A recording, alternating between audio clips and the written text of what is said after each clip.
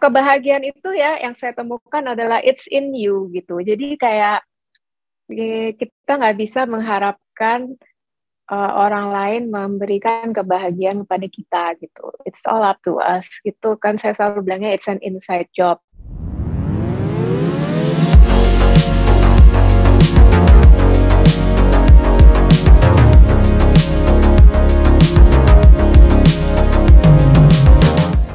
Saya sama tim kira-kira mengerjakan bahagia ini sampai bisa launching kemarin itu sekitar hampir 1 tahun.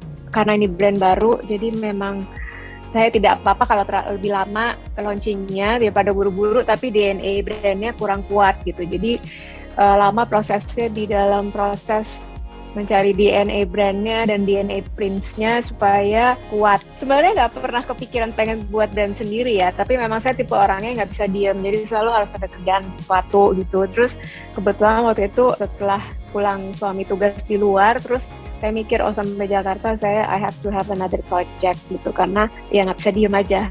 Kepikiran ya, karena saya pribadi tuh suka sekali pakai dress yang printed, terus yang nyaman-nyaman, yang nggak terlalu ketat-ketat gitu. Jadi terus saya mikir, oh ya kalau di Indonesia belinya di mana ya? Kayaknya nggak terlalu banyak brand-brand yang ada dress seperti itu. Jadi setiap kali mau beli, belinya di luar gitu. Jadi saya pikir berarti pasarnya di sini ada ya untuk bikin satu brand, clothing brand yang khusus dresses, atau mungkin 95% dresses gitu. Pokoknya harus prints. Terus printsnya apa ya? Terus akhirnya saya dapat inspirasi dari Indonesia ini kan banyak sekali yang bisa kita gali gitu. Terus kayak oke, lucu juga ya kalau elemen-elemennya kita ambil dari berbagai daerah Indonesia, terus kita bikin print yang original. Akhirnya muncullah ide untuk bikin bahagia gini. Terus kayak juga kepikiran pengen apa yang saya buat ini spreads joy, terus kayak menyebarkan good vibes kemana-mana. Terus udahlah akhirnya namanya keluar pada suatu hari saya lagi mandi.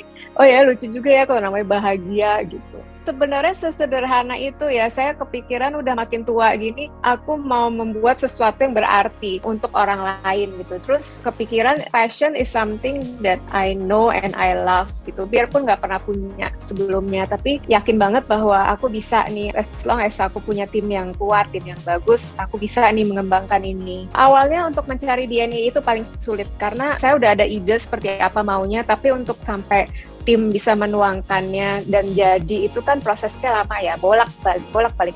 Oh masih kurang ini, oh warnanya kayak masih kurang, oh kayak kurang halus, terlalu besar, terlalu kecil. Jadi itu proses proses printsnya itu sampai terus kemudian prints yang satu dengan yang lain semua kan harus ada kesinambungannya. Kalau dijajar sebelah-sebelahan nggak nyambung, tapi tetap nyambung. Itu yang agak lama prosesnya. Terus juga desain itu kan kita harus menciptakan sesuatu yang bisa dipakai dengan berbagai orang gitu, dengan berbagai ukuran, berbagai selera gitu. Jadi itu juga bolak-balik. Oh yang ini kepanjangan, kayaknya yang ini kurang panjang gitu. Jadi akhirnya sampai ya perlu waktulah sekitar mungkin 6 bulan awal itu semuanya adalah proses menemukan jati diri brandnya gitu. Setelah itu baru kita produksi gitu. Menurut saya kalau kita bikin satu brand, yang penting konsep awalnya itu harus benar. Jadi kan banyak orang yang ya udahlah saya mau bikin fashion brand, tapi nggak ada DNA-nya, nggak ada jati diri brandnya itu apa gitu. Apakah saya dresses, apakah saya modern, apakah saya mau bikin piyama, apakah saya mau bikin baju pesta, tapi semua tuh kayak harus ada konsep jelas di awal gitu. Kan saya konsepnya pengen dressnya tuh nyaman. Jadi ya tim saya lah yang keliling mencari sourcing bahan-bahan yang nyaman, yang cocok untuk daerah tropis, yang nggak terlalu tebal, yang kalau digantung nggak kusut. Karena konsep awalnya kita begitu gitu. Beda mungkin dengan kita mau bikin evening gowns ya, nggak bisa kan, berarti bahannya mesti ada bahan-bahan tertentu yang mungkin nggak nyaman tapi kelihatannya bagus gitu. Jadi awalnya sih konsep awal brandnya itu apa sih menurut saya yang harus mantap dulu gitu. Kebahagiaan itu ya yang saya temukan adalah it's in you gitu. Jadi kayak kita nggak bisa mengharapkan orang lain memberikan kebahagiaan kepada kita gitu. It's all up to us gitu kan, saya selalu bilangnya it's an inside job. Terus itu sesuatu yang kita harus cari di dalam, bukan di luar. Itu kebahagiaan buat aku gitu, menurutku. Ya nggak gampang ngomongnya, tapi kayaknya susah. But actually it's the truth gitu. It's a matter of ini ya, kalau menurut saya Sebenarnya saya selalu bilang semua tergantung ke masing-masing orang. Karena ada orang yang saya nggak bilang harus berdaya, karena memang ada orang yang mungkin dia cita-cita hidupnya, oh saya udah mau jadi ibu rumah tangga aja, atau saya mau jadi ibu aja yang mengurus anak-anak.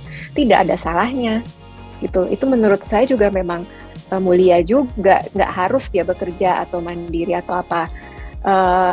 Tapi ada juga orang yang memang senangnya kerja dan nggak bisa diem seperti saya gitu.